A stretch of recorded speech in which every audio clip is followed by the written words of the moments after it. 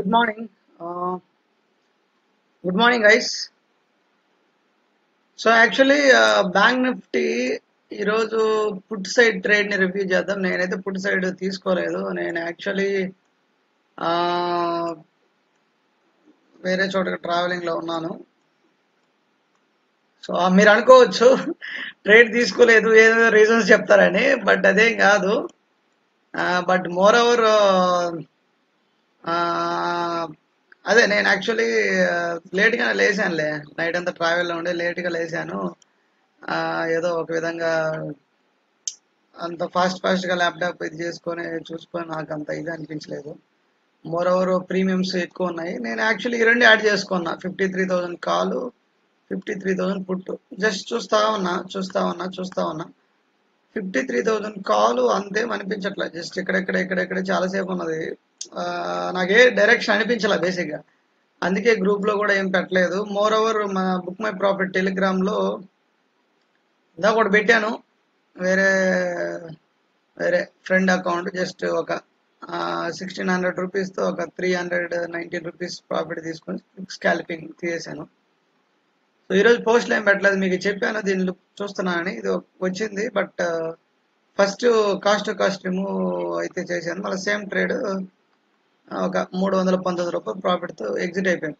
ఇప్పుడు ఓవరాల్గా మనం మాట్లాడుకుంటే బ్యాంక్ నిఫ్టీ పుట్టు గురించి మాట్లాడుకుందాం, ఎలా వచ్చింది ఏంటి అనేది. ఈరోజు రియల్లీ చెప్పాలంటే ప్రీ ఓపెనింగ్ యాడ్ అయింది కూడా నేను చూడలేదు. తర్వాత ఇక్కడ అనుకోండి, ఇక్కడ నుంచి మార్కెట్ బాగా ఒక పెద్ద క్యాండిల్ ఫామ్ చేసింది గైస్. 3 minutesలో ఈ క్యాండిల్ ఎంత ఎక్కడి నుంచి వచ్చింది చూడండి ఒకసారి. 3 minutesలో ఈ క్యాండిల్ వచ్చేసి అరౌండ్ 216 పాయింట్స్ కిందకు వచ్చేసింది. సో హైలో ఫామ్ అయింది, 216 పాయింట్ కిందకు వచ్చేసింది. ఓకే, సో నెక్స్ట్ ఈ ఎల్లో కలర్ లైన్ వచ్చేసి 53,042 ఎస్టర్డే క్లోజింగ్ అది.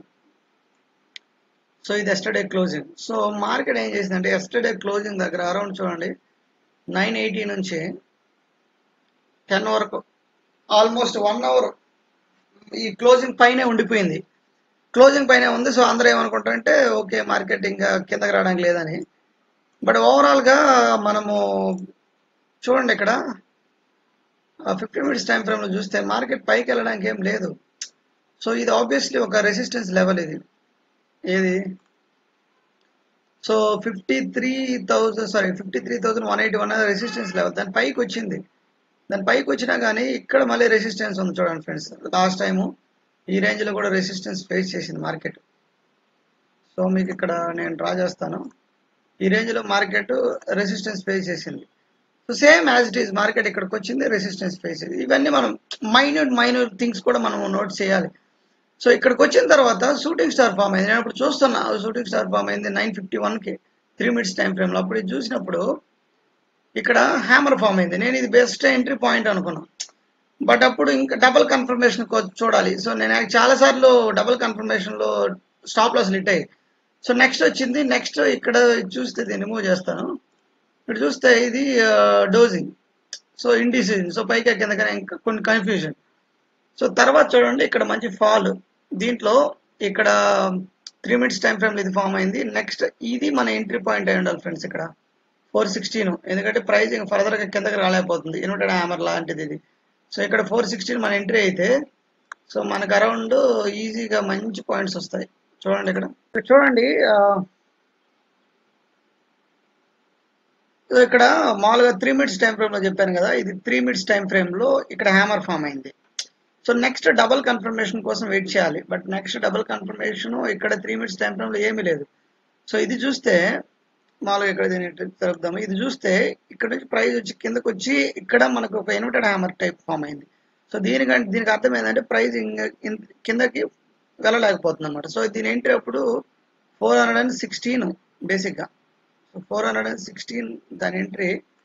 సో దాని ఎంట్రీ 416 అయితే మన స్టాప్ లాస్ ఎక్కడ ఉండాలి? Around some 18 points.